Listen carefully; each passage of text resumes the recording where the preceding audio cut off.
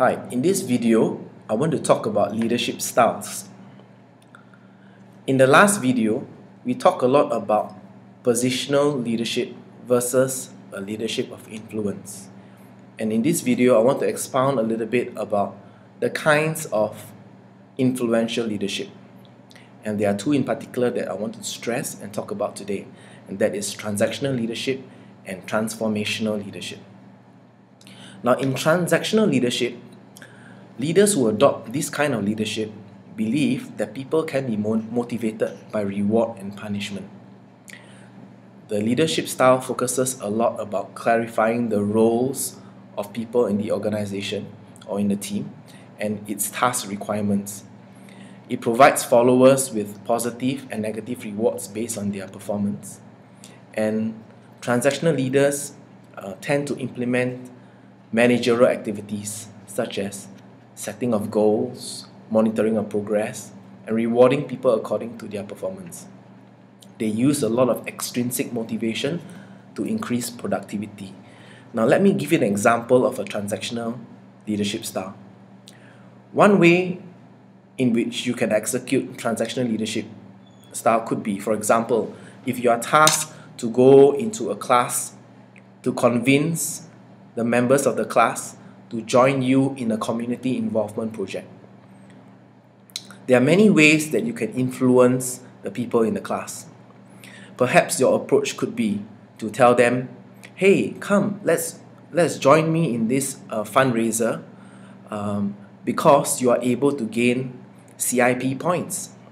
Now, when you choose to influence the members in the class using the reward of CIP points, what you are unknowingly doing is adopting a transactional leadership style.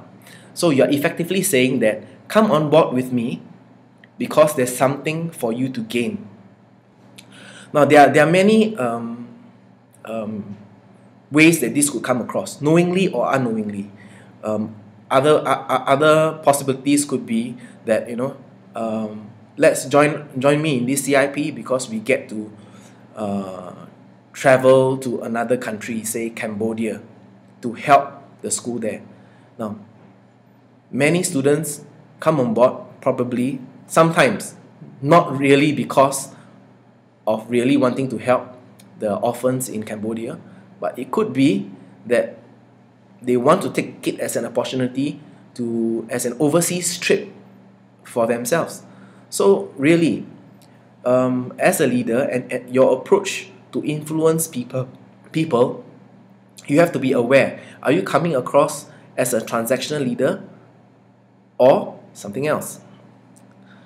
Now, another influential style of leadership is what we call transformational leadership. And this is rare and not easy, and it takes time to develop. Transformational leaders believe that they are able to develop their followers into leaders themselves. They are able to connect to the followers' sense of identity to the mission, and they are able to create a collective identity of the organization. They are able to be a role model, to inspire and challenge people under them, to take greater ownership of the core belief, to take greater ownership of the work that they are involved in. A transformational leader understands the strengths and weaknesses of the followers and choose to work with their strengths and not their weakness. A transformational leader is able to align all followers to the task and optimize their performance. Now, as a leader, sometimes it is very difficult because as humans, we tend to be very negative biased. And when we see a weakness in somebody, we seem to amplify the weakness, and that somehow clouds our perception of their strengths. As a transformational leader, you have to be consciously aware of your own flesh and be able to separate the two and choose to look at somebody's strength and work with it. This challenge, I put it out to you. When you approach a class to convince them to go on a Cambodia trip, what is your approach? Would your approach now be because of so much CIP points that you're going to get? Will you be able to tell the class that it is not about leaving Singapore or going on a holiday? Are we able to stress the importance of why the class should go to Cambodia to help the orphans? Think about that. Reflect on your own leadership style. Why sometimes we unknowingly portray a transactional leadership style. And how can we change that through the way we present ourselves, through the way we communicate to others, that how can we tweak it to become a transformational leadership style? One last point, there are basically 3 leadership styles that have already been introduced to you: positional leadership, transactional leadership, and transformational leadership. It is not an either or kind of thing. It is not one size fits all, that you choose to be a transformational leader and you will be a transformational leader. There's a time and place for everything. In fact, in some cases, it is better to execute your position. In some cases, where you have a little bit more time but don't have that much time to influence people, sometimes transactional leadership is helpful.